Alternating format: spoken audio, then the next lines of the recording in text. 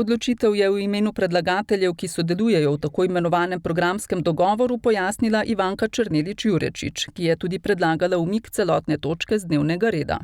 Informacije je res ogromno, ne? In mi kot novi svetniki, večina nas je novih, ne poznamo še določenih stvari in glede na to, da smo tudi v predvolilni kampanji zelo opozarjali na problem te javne službe in pa seveda javne skupne rabe, smo bili na te stvari pozorni, določene informacije so bile različne in zato smo se odločili, da z umikom omogočimo torej predvsem sebi kot odločevalcem določen mesec, ko poiščemo še te dodatne informacije.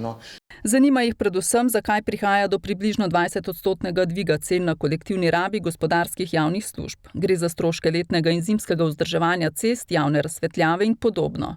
Predsednik uprave družbe Kostak Miljenko Muha pravi, da so razlogi v inflaciji, dvigu cen materialov in višjih stroških dela.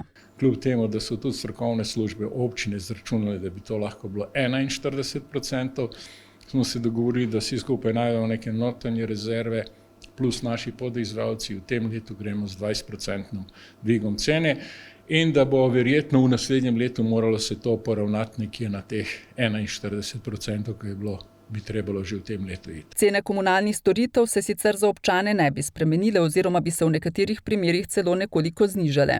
Svetniki bodo o delovanju gospodarskih javnih služb in o novih cenah komunalnih storitev odločali na naslednji seji, ki bo predvidoma maja.